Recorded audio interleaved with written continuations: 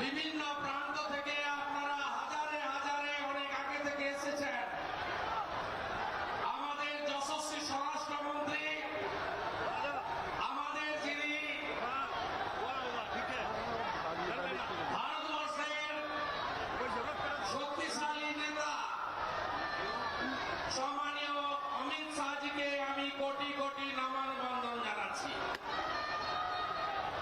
এখানে কেন্দ্রীয় মন্ত্রী নিশীথ প্রামাণিক, দার্জিলিং এর সাংসদ রাজু বিস্তা, জাতীয় সহসভাপতি সাংসদ সম্মানীয় দিলীপ ঘোষ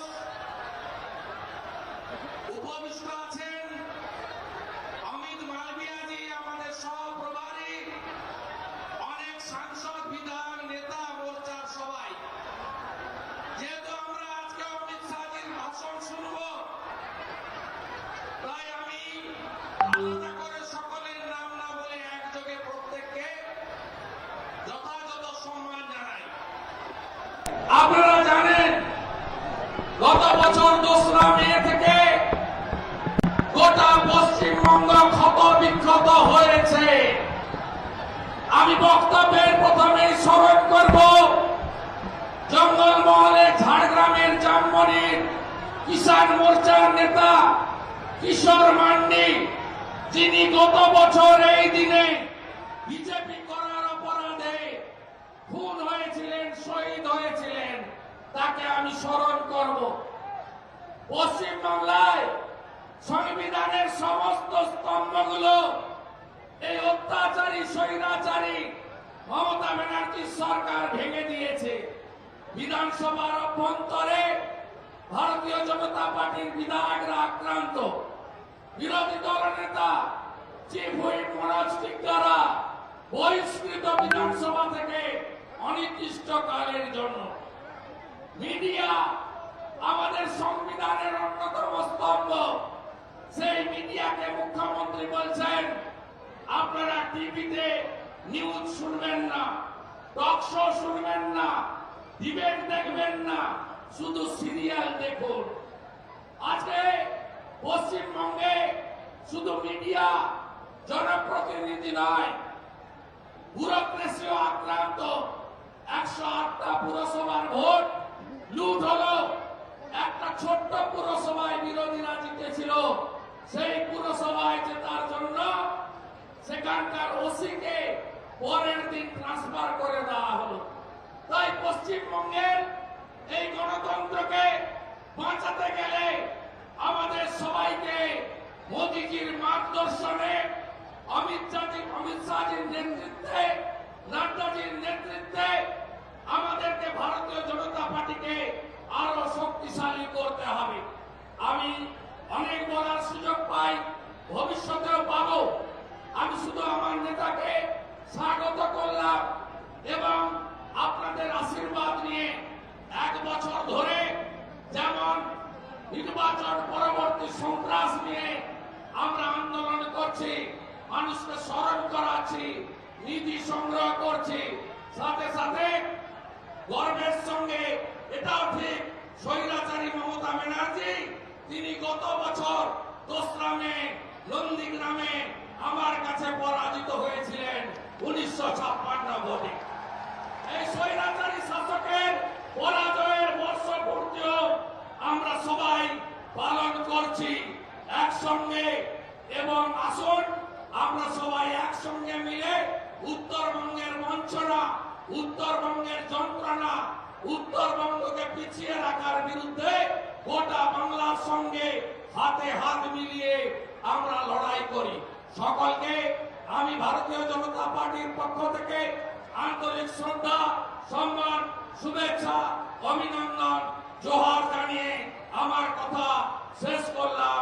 ভারত মাতা কি, ভারত মাতা কি, জয় শ্রীরাম। গো মাতা কি, গো মাতা কি, গঙ্গা মাতা কি, জয় জয় শিব চণ্ডী, জয় জয় শিব চণ্ডী, जय जय शिव चंडी। अमित शाह जी जिंदाबाद, अमित शाह जी जिंदाबाद। अमित जी आगे बढ़ो, हम तुम्हारी साथ है। अमित जी आगे बढ़ो, हम तुम्हारी साथ है। अमित जी कश्मीर को सीधा किया, बंगाल को ठीक करना चाहिए। अब आगे बढ़िए, हम सब आपका साथ है। वंदे मातरम। এখন আমাদের সামনে বলবেন প্রদেশের সভাপতি মাননীয় ডক্টর সুকান্ত মজুমদার।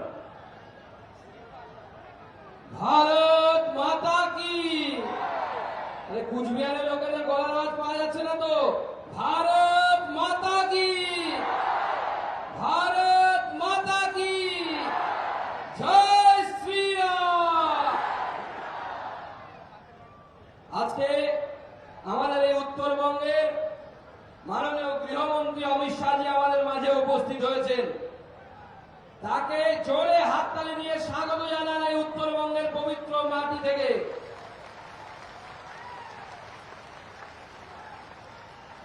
মাননীয় অমিত শাহজি আজকে আমাদের মধ্যে উপস্থিত আছেন।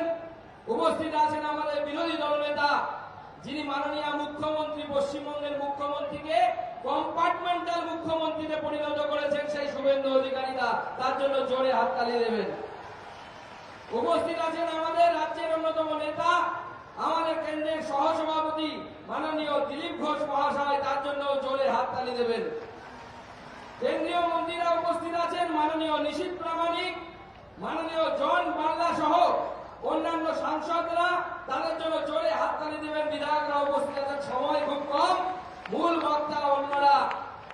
মূল বক্তা আজকে অমিত শাহজি, সেই আমি আমার বক্তব্যকে দীর্ঘায়িত করব না। বন্ধুগণ, তার আগে আপনাদের সকলকে জানাই নমস্কার। রাজবংশী আমার দাদা দিদিদের দণ্ডবোধ, আর আমার গোর্খা যারা দাদা দিদি আছে, তাপাই হারুলায় মেরো ধেরে ধেরে নমস্কার। আজ এই উত্তরবঙ্গের মাটিতে মাননীয় অমিত শাহজি এসছেন। বন্ধুগণ, আমরা লড়াই করছি। এই লড়াই পশ্চিমবঙ্গকে বাঁচানোর লড়াই, আর সেই লড়াই মাননীয় অমিত শাহজি আমাদের সাথে আছেন। সেই বার্তা দিতে উনি ওনার ব্যস্ত প্রোগ্রাম থেকে সময় বের করে আমাদের এই উত্তরবঙ্গে উড়ে এসেছেন মাননীয় মুখ্যমন্ত্রীকে জবাব দেওয়ার জন্য। আর আজকে এখান থেকে জবাব দেবেন, আর সেই লড়াই আমরা জারি রাখবো। গত লোকসভা নির্বাচনে উত্তরবঙ্গ পথ দেখিয়েছে। সব থেকে বেশি সাংসদ, 8 জনের মধ্যে 7 জন সাংসদ আমরা মাননীয় মোদীজির হাতে তুলে দিয়েছি। আগামী 24-এও আমরা সেই সাংসদদেরকে মাননীয় মোদীজির হাতে তুলে দেব।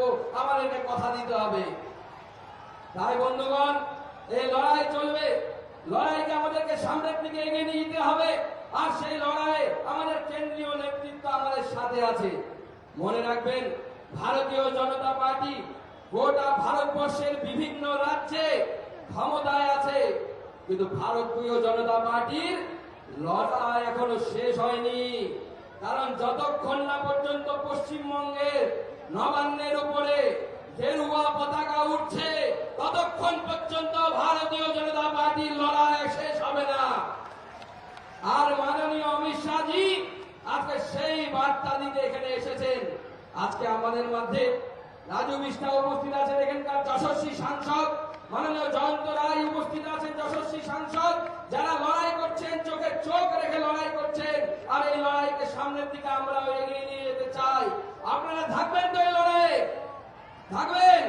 কুচবিহার থাকবে, আলিপুরদুয়ার, জলপাইগুড়ি, উত্তর দিনাজপুর, মালদা, দক্ষিণ দিনাজপুর। 2 হাত মুঠি করে আমার সাথে বলুন, ভারত মাতা কি, ভারত মাতা কি, ভারত মাতা কি। এইবার আমি মাননীয় গৃহমন্ত্রী অমিত শাহজিকে অনুরোধ করব তার মূল্যবান বক্তব্য রাখার জন্য।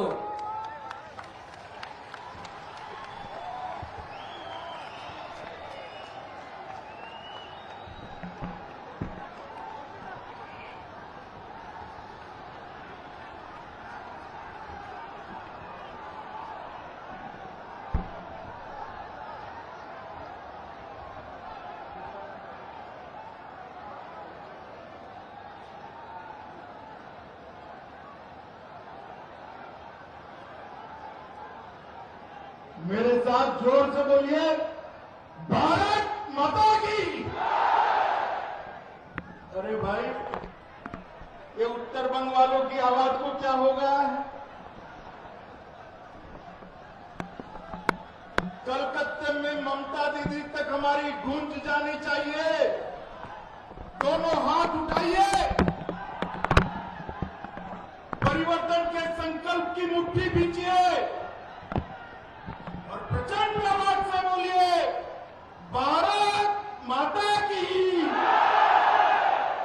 भारत माता की। मंच पर उपस्थित हमारे सांसद और प्रदेश अध्यक्ष श्रीमान सुकांत मजूमदार जी, बंगाल विधानसभा में प्रतिपक्ष के नेता शुभेंदु अधिकारी जी, भारतीय जनता पार्टी के राष्ट्रीय उपाध्यक्ष और पूर्व अध्यक्ष दिलीप घोष जी, केंद्रीय मंत्री निशित प्रामाणिक जी, जॉन बाला जी, मंच पर उपस्थित सारे सांसद और विधायकगण, भारतीय जनता पार्टी के पदाधिकारीगण और आज उत्तर बंग की ये विराट जनसभा में आए हुए सभी मेरे प्यारे भाइयों, बहनों, माताओं और मेरे जिगर के टुकड़े जैसे युवा मित्रों को मेरा प्रणाम। मित्रों, आज बहुत समय के बाद, 1 साल के बाद मैं बंगाल की भूमि पर आया हूं। क्यों 1 साल के बाद आया, बाद में बताता हूं मैं, मगर जब यहां पर आया हूं तब रामकृष्ण परमहंस, स्वामी विवेकानंद, गुरुवर टैगोर, ईश्वर चंद्र विद्यासागर, नेताजी सुभाष चंद्र बोस, श्यामा प्रसाद मुखर्जी, खुदीराम बोस, बंकिम बाबू, चैतन्य महाप्रभु, श्री अरविंद, ये सभी की ये पवित्र बंगाल की भूमि को मैं प्रणाम कर कर मेरी बात की शुरुआत करना चाहता हूं। भाइयों बहनों, आज मैं उत्तर बंगाल में आया हूं तब ठाकुर पंचानन वर्मा, स्वर्गीय जगत दीपेंद्र नारायण जी, उनको भी प्रणाम कर कर मेरी बात की शुरुआत करना चाहता हूं। मित्रों, उत्तर बंग की ये भूमि आनंदमय भट्टाचार्य, देवेश रॉय, श्रीमती मंटू घोष, लुई बैंक्स, भगत बहादुर बुढ़ापीर जी और श्रीमान गंभीर नेपाली की भूमि है। ये भूमि को मैं प्रणाम कर कर मेरी बात की शुरुआत करना चाहता हूं। मित्रों, आज जब मैं यहाँ आया हूं तब सबसे पहले उत्तर बंग और पूरे बंगाल की जनता का बहुत बहुत धन्यवाद करना चाहता हूं। मित्रों, हृदय से धन्यवाद करना चाहता हूं, क्योंकि गत चुनाव में, विधानसभा चुनाव में जब हम मैदान में उतरे तब हमारे पास 3 सीटें थी, सिर्फ 3 सीटें। आप लोगों ने भारतीय जनता पार्टी को 3 से बढ़ाकर 77 सीटों का विजय दिलाया। इसके लिए बंगाल की जनता का मैं धन्यवाद करना चाहता हूं। भारतीय जनता पार्टी को विधानसभा चुनाव में 2,88,00,000, मैं फिर से बोलना चाहता हूं, 2,28,00,000 वोट देकर आपने गांव-गांव में भारतीय जनता पार्टी को मजबूत किया है। पूरे देश भर की भारतीय जनता पार्टी बंगाल की जनता की ऋणी है। मित्रों, आप सबने, बंगाल की जनता ने एक मैंडेट दिया कि तीसरी बार ममता दीदी को मुख्यमंत्री बनाइए। हम तो लोकतंत्र में विश्वास करने वाले लोग, ये मैंडेट को हमने माना। हम सोचते थे मां, माटी और मानुष का नारा देने वाली दीदी जब 3 बार बंगाल की जनता मुख्यमंत्री बनाई, तब अब तीसरी बार सुधरेगी, वो सुधर जाएगी, ऐसा हम मानकर चलते थे। 1 साल तक राह दिखा। बंगाल के लोगों बताइए, आज बंगाल के अंदर अत्याचार कम हुआ है क्या? जोर से बोले, हुआ है क्या? कटमनी बंद हुआ है क्या? भ्रष्टाचार बंद हुआ है क्या? सिंडिकेट का राज बंद हुआ है क्या? भाजपा के कार्यकर्ताओं की हत्या बंद हुई है क्या? ममता दीदी, 3 बार आपको चुनाने के बाद भी आप नहीं सुधर रही है। आप ये मत सोचना कि भाजपा वाले लड़ेंगे नहीं। मैं आज यहां उत्तर बंग की भूमि पर कहकर जाता हूं, जब तक आप बंगाल की जनता पर अत्याचार, भ्रष्टाचार, कटमनी और सिंडिकेट का राज समाप्त नहीं करेगी, भारतीय जनता पार्टी आपके खिलाफ अपनी लड़ाई चालू रखेगी और उसको परिणाम तक हम पहुंचाएंगे। आप क्या सोचते हो कि बंगाल के गरीबों का अधिकार आप लूटोगे और भारतीय जनता पार्टी चुप रहेगी? संभव ही नहीं। हम तो मोदी जी के नेतृत्व में सोनार बांग्ला का स्वप्न लेकर बंगाल के अंदर निकले। मित्रों, अभी अभी चुनाव के बाद जो हिंसा हुई है, वो हिंसा के बाद मानव अधिकार आयोग ने कहा कि यहां पर कानून का राज नहीं है, यहां पर जो सत्ता में है उनकी इच्छा का राज चल रहा है। 101 लोगों की हत्या कर दी, 1829 लोग घायल हुए और 161 से ज्यादा मुकदमों में टीएमसी के गुंडे अपराधी पाए गए। माताओं, भाइयों, बहनों, आज मैं प्रदेश भर के भारतीय जनता पार्टी के कार्यकर्ता को कहकर जाता हूं, डरिएगा मत। ममता दीदी के अत्याचार तो बहुत कम है। हम केरल से लेकर पूरे देश में 1950 से राष्ट्रवाद के आधार पर राजनीति करते हुए आए हैं। हमें कोई रोक नहीं सकता। बंगाल में भी बीजेपी को बढ़ने से कोई रोक नहीं।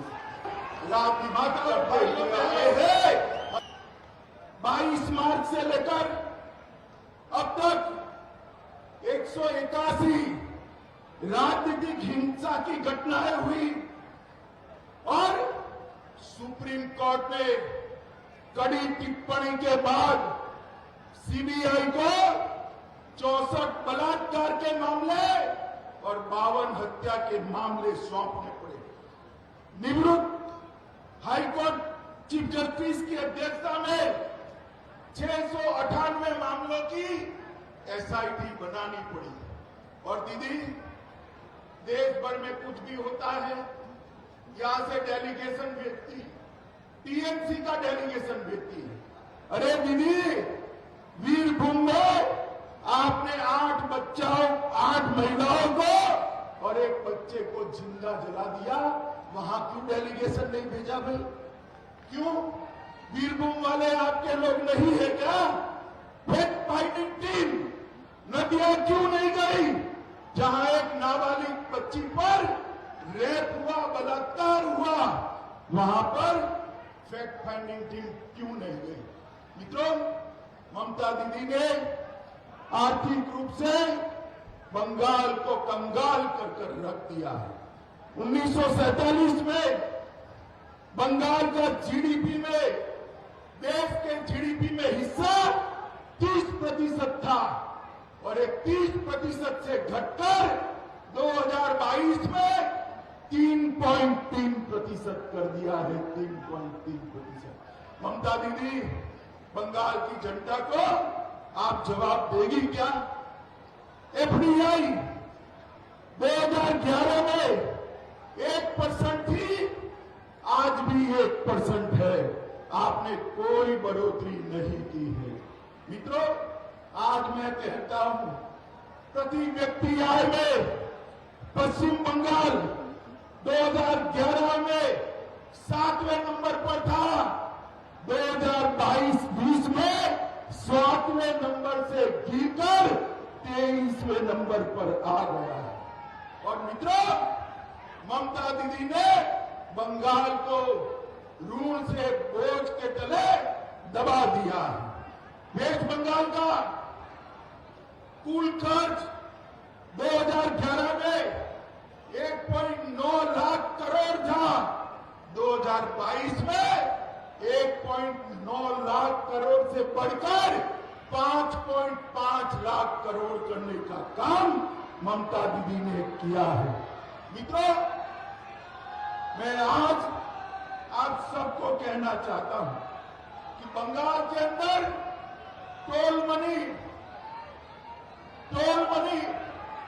भाई हो गया। आप नारे मत लगाइए, आप नारे मत लगाइए, भाजपा के कार्यकर्ता नारे मत लगाइए भैया। टोल मनी और सिंडिकेट का राज फिर से शुरू हो गया है। मित्रों, इसके अंदर परिवर्तन लाना पड़ेगा। उत्तर बंगाल को हमेशा ममता दीदी ने अन्याय किया है। भारत सरकार ने जो एम्स भेजी थी, उसको आज बदलने का काम किया है, जिससे उत्तर बंगाल को इसका फायदा न मिले। देश भर में जहां जहां भाजपा की सरकारें हैं, वहां पर मेट्रो कॉरपोरेशन बनाए गए। यहां पर मेट्रो कॉरपोरेशन नहीं बनाया गया क्योंकि सिलीगुड़ी और जलपाईगुड़ी को मेट्रो न मिले। पूरे देश भर में पावर का दाम सबसे ज्यादा अगर कहीं पर है तो बंगाल के अंदर है। पूरे देश भर में पेट्रोल का दाम 115 रुपया अगर कहीं पर है तो बंगाल में है।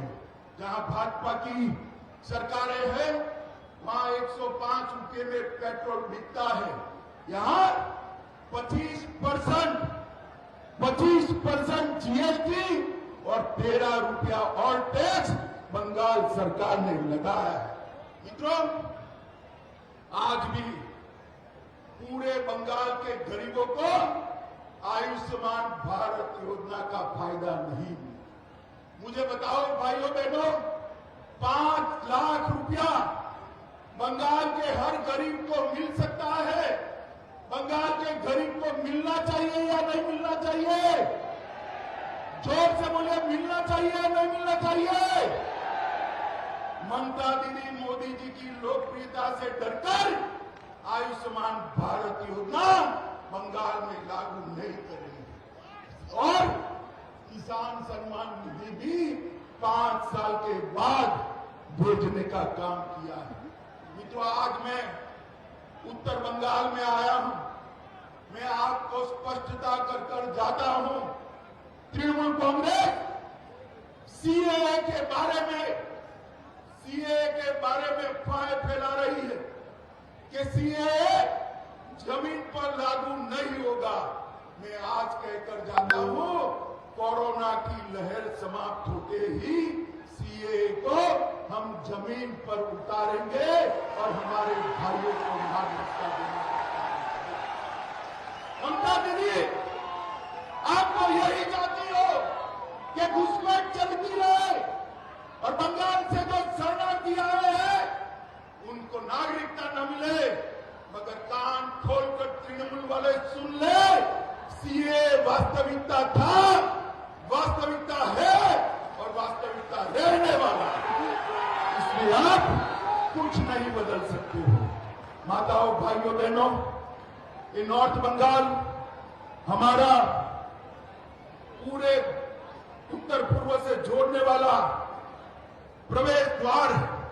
यहां पर बंगाली, गोरखा, राजवंशी, आदिवासी, कोच, मेचे, राभा, टोटो और हिंदी भाषी सब एक दूध में जैसे शक्कर मिल जाती है, इस तरह से रहते हैं। टीएमसी इसमें भेद कराना चाहती है। मैं आपको बताता हूं, इसमें कोई भेद नहीं। और ममता दीदी, आपकी पार्टी उत्तर बंगाल की जनसांख्यिकी को बदलना चाहती है, यहां पर बहुलता बदलना चाहती है। हम बदलने नहीं देंगे, घुसपैठ को होने नहीं देंगे। आप समझ कर चलना। मित्रों, अब चाय बागान के मालिकों को जमीन देने के लिए उनके पास कानून है, परंतु गरीब मजदूरों को पर्जा पट्टा का अधिकार नहीं देना। वह जल जीवन मिशन सिर्फ 19% खर्च किया। उत्तर बंगाल में एक भी बड़ा उद्योग नहीं लाए। राजवंशी, आदिवासी और गोरखा भाइयों के लिए आपने बटालियन बनाने का वादा किया था ममता दीदी, क्या हुआ? जरा हिसाब मेरे राजवंशी और गोरखा भाइयों को दीजिए। माताओं, भाइयों, बहनों, तृणमूल कांग्रेस की एक सोची समझी बोलकर घूम जाने की आदत रही। अब आप सब लोग इससे जानते हैं। मोदी जी ने देश भर में 80 करोड़ लोगों को, मेरे साथ जोर से ताली बजाकर स्वागत करना, मोदी जी ने देश भर में 80 करोड़ लोगों को 2 साल से 5 किलो अनाज प्रति माह प्रति व्यक्ति फ्री ऑफ कॉस्ट। और ममता दीदी मोदी जी के भेजे हुए थैलों पर अपना फोटो चिपका रही है। बंगाल वाले नहीं जानते हुए थे। मुझे बताओ, बंगाल के भाइयों बहनों, टीका फ्री ऑफ कॉस्ट किसने दिया? जोर से बोलो, मोदी जी ने दिया या दीदी ने दिया? जोर से बोलो, किसने दिया? और जोर से बोलो, किसने दिया? हर गरीब को 5 किलो अनाज मुफ्त में किसने दिया? जोर से बोलो, किसने दिया? उत्तर बंगाल को 4 लेन एलिवेटेड कॉरिडोर देने का काम भी मोदी जी ने लिया है। कोरोनेशन ब्रिज 1100 करोड़ के खर्चे से बनने जा रहा है। हवाई अड्डा बागडोगरा का 1300 करोड़ के खर्चे से उसका आधुनिकीकरण हो रहा है। नेशनल हाईवे 10 को 800 करोड़ रुपए के खर्चे से नया बनाने का काम चल रहा है। गोरखपुर से सिलीगुड़ी तक, ध्यान से सुनना, गोरखपुर से सिलीगुड़ी तक 30,000 करोड़ रुपया के खर्चे से 542 किलोमीटर का रोड बनने की शुरुआत हुई। सेवक रंगपुर रेल लाइन हमने शुरू किया है और इंटीग्रेटेड चेक पोस्ट भी बनाया है। मित्रों, न्यू जलपाईगुड़ी रेलवे स्टेशन का विकास 350 करोड़ रुपया से भारतीय जनता पार्टी की सरकार करने वाली है। और पूरे बंगाल में लगभग 4,000 करोड़, 4,400 किलोमीटर रेलवे 55,000 करोड़ के खर्चे से मोदी जी ने बनाना शुरू किया है। पर्यटन एक्टिविटी के लिए पर्वतमाला योजना के तहत ये राजू यहां बैठा है। राजू, जोर से ताली बजाना। दार्जिलिंग को इसमें कवर कर दार्जिलिंग के पर्यटन को बढ़ावा देने तो गोरखा भाइयों बहनों को भी दीदी हमेशा गुमराह करती। मैं आज मेरे गोरखा भाइयों बहनों को कहने आया हूं, अगर कोई एक पार्टी है जो गोरखाओं के हित में सोचती है तो केवल और केवल भारतीय जनता पार्टी। हमने कहा है कि संविधान की मर्यादाओं के तहत समस्याओं का स्थायी राजनीतिक समाधान ढूंढ लिया जाएगा। दीदी, जीटीए चुनाव से गोरखाओं की समस्याओं का समाधान नहीं होने वाला है, आप समझ कर रखिए। माताओं, भाइयों, बहनों, मैं आज समग्र इस बड़ी रैली के माध्यम से इसके बाहर भी हजारों लोग रोड पर खड़े हैं। इस बड़ी रैली के माध्यम से कहने आया हूं, ममता दीदी के कटमनी के खिलाफ, सिंडिकेट के खिलाफ, अत्याचार के खिलाफ, भ्रष्टाचार के खिलाफ, गुंडागर्दी के खिलाफ और राजनीतिक हत्याओं के खिलाफ भारतीय जनता पार्टी की लड़ाई चालू है। भारतीय जनता पार्टी तब तक चैन से नहीं बैठ सकती जब तक टीएमसी के अत्याचारी शासन को हम उखाड़ कर फेंक नहीं देते। भाइयों बहनों, 1 साल का मौका दिया था उनको, 1 साल का, सुधर जाइए, मगर नहीं सुधरे, 7वें आसमान पर रहते हैं। मैं उनको कहने आया हूं, अच्छों का मिजाज जनता बदल देती है भाई, ये लोकतंत्र है। बदल सकते हो या नहीं बदल सकते हो? आप जोर से बोलो, बदल सकते हो या नहीं बदल सकते हो? भाइयों बहनों, भारतीय जनता पार्टी ये महान पश्चिम बंगाल के अंदर फिर से एक बार लोकतंत्र प्रस्तापित हो, इसके लिए सब कुछ करेगी, इसका वादा देकर मेरी बात को समाप्त करता हूं। मेरे साथ दोनों हाथ उठाइए, दोनों हाथ उठाइए, मजबूती से लड़ने के संकल्प के साथ मुट्ठी भींचिए और प्रचंड आवाज से बोलिए, भारत माता की, भारत माता